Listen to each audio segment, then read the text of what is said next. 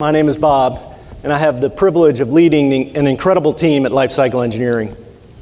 Now, back in the 70s, 80s, and 90s, the Lifecycle team helped pioneer this great industry and profession that we're all a part of today. And I'm proud to say that the LCE team continues to thrive as we support customers like these on their journey towards world-class business and production performance. Now, I'm really excited to be part of this profession, mostly because of the great people that are in it. And I'm excited to be with you today. And when I think about why we're all here at Reliable Plant, I believe it's because we have a shared concern and responsibility to avoid failure. So as I go through these next few slides, please think about what failure is and what it means to you. So Super Bowl 25, imagine you're Scott Norwood. You just missed the game-winning field goal with 4 seconds left on the clock. Or how about you're in operations, maintenance, or reliability on this tragic day at this wind farm? Or how about a plant closure scenario? You got to put your coworkers and friends out of work, and you find yourself and many other families and large part of your community without a job. Now, failure has consequences and emotional impact. So I want to start today by reminding everybody in the room that you and the work you do is very important. It directly impacts the safety of your coworkers, the environment your family lives in, and when you increase the productivity of your facility, it directly impacts the job security of you and your team. Now, you're doing that important work with more and more technology every day, and all of that requires leadership. So I am here to share with you 3 critical assets of a digital transformation that have to do with leadership.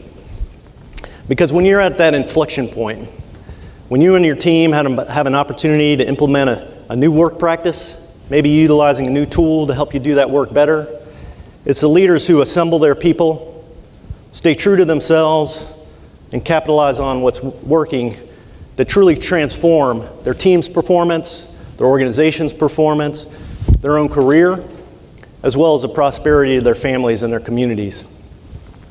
Now, at Lifecycle Engineering, we get really fired up about that inflection point.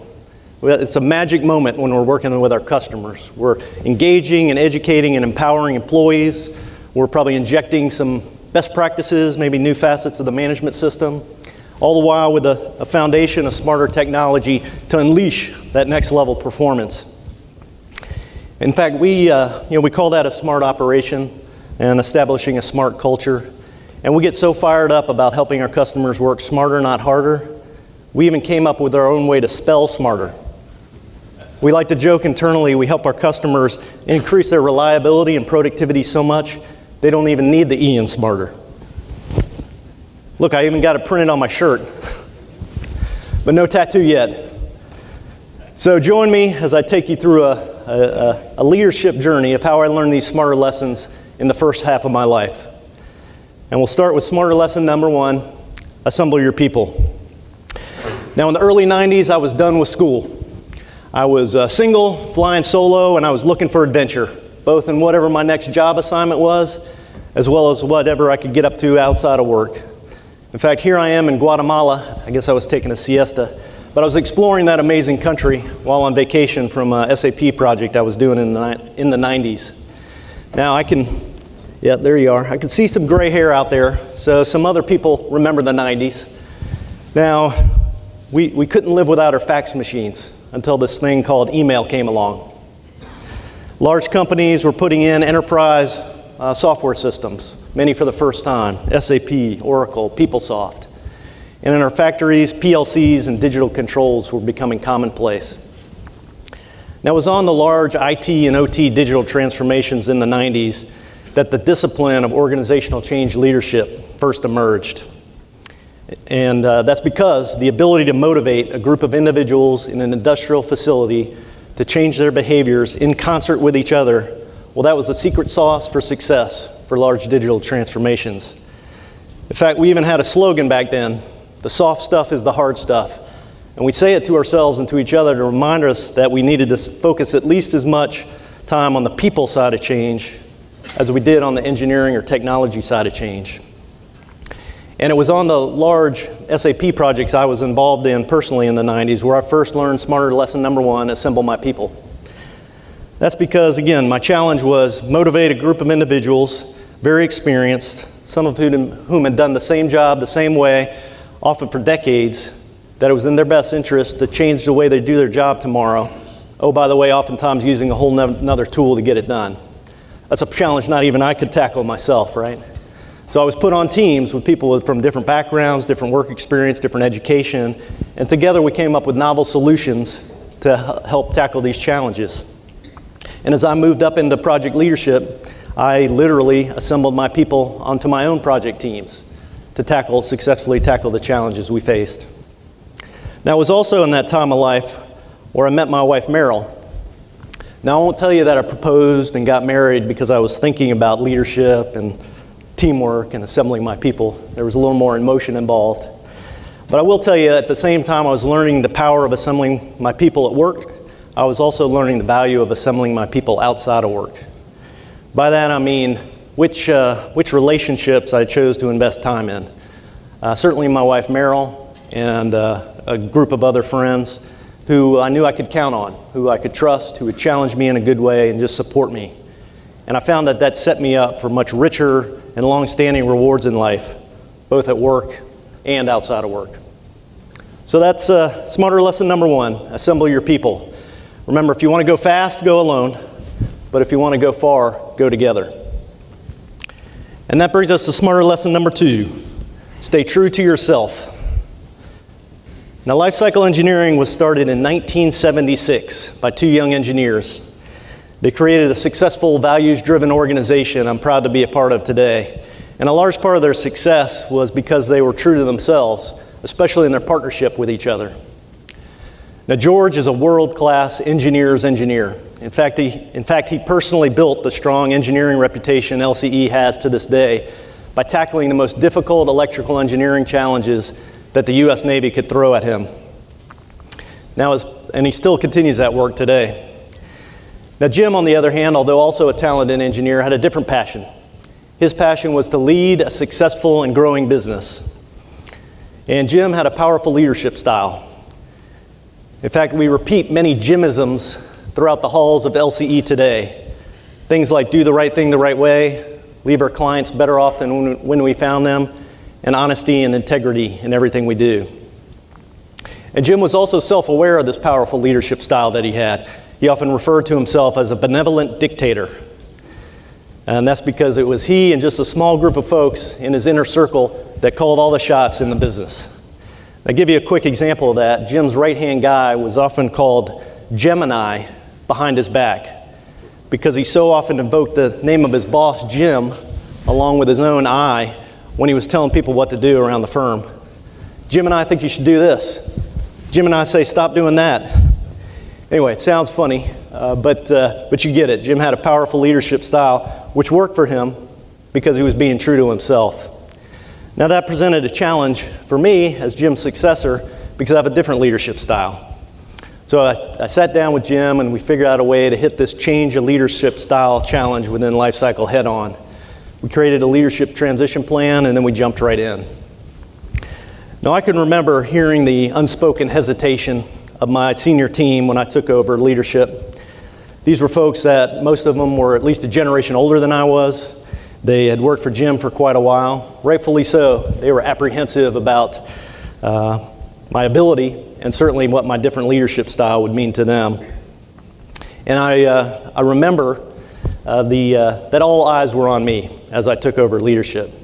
Because they were right, I would have a different leadership style. I was not a benevolent dictator because I believed in collaboration, empowering people and teams, and decentralized authority and responsibility. And over time, we changed the culture, and I was ultimately successful in large part because I was being true to myself. Now, one other thing I'll share with you about my learning smarter lesson number two is that I was blessed not only with great parents growing up, but also an incredible opportunity to build an adult relationship with my father because we spent so much time together. Because Jim, my predecessor CEO, was also my dad. Now, one of the most important lessons I learned from my dad was to always do my best. because anything less would be a missed opportunity. And I think that's why I love this consulting profession so much. I get to wake up every day and help my customers as well as my own team figure out how to achieve their full potential. In fact, that's become my personal mission statement: help people and teams around me achieve their full potential. So I consider myself very lucky in that I get to stay true to myself, both in my consulting profession as well as with my leadership style. So remember SMART lesson number 2, stay true to yourself. As Oscar Wilde said, be yourself, everyone else is taken. And that brings us to SMART lesson number 3, capitalize on what's working. So fast forward with me to today. I've been CEO of Lifecycle for about 14 years. Thanks to a lot of hard work with my team, we have established this culture of collaboration and teamwork and decentralized authority and responsibility. Now, business is hard, like it is anywhere, but we made it through the Great Recession, we made it through COVID. You know, there's good days and bad days. I continue to make mistakes and learn every day, but I'm proud to say the Lifecycle engineering team continues to show up and do the hard work and valuable work with our customers. Now, most of you are probably familiar with that saying, you can't see the forest for the trees. Well, unfortunately, my story about learning smarter lesson number 3 is a little embarrassing, because as a leader, I was pretty much the only one who didn't see something that was right in front of me. But since I'm up here, I might as well tell you the story anyway. So I obviously think Lifecycle Engineering is a pretty special place. I wouldn't have been here 20 plus years if I didn't. But there's something about it that used to really grate on my nerves. I resisted it because it was soft.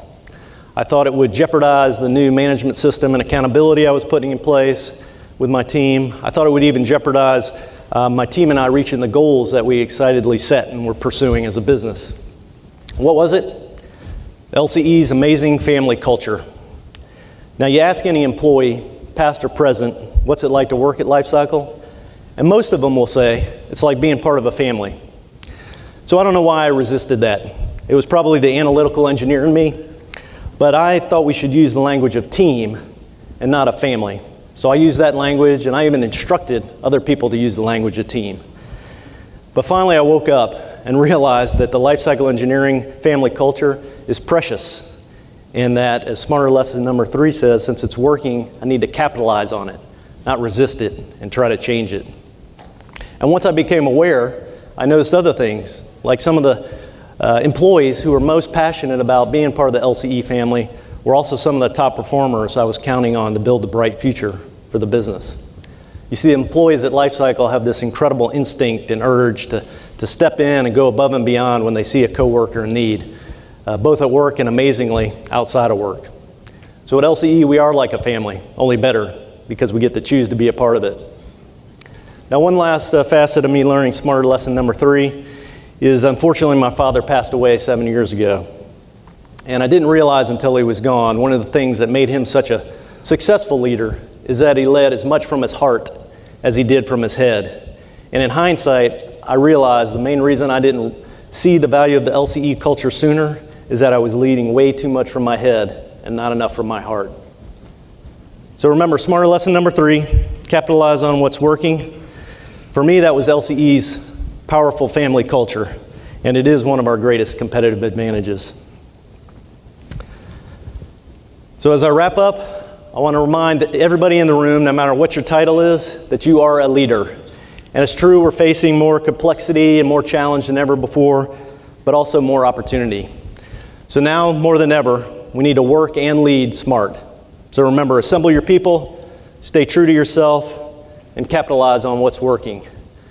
And one last thing to consider, in this age where we're so focused on the digital, the technology, the innovation, things rather than people, remember that business is and always will be personal. Now, this is one of many handwritten notes that my father penned to express gratitude to a coworker. So for me, it's a powerful reminder. Don't be afraid to make it personal. Thank you.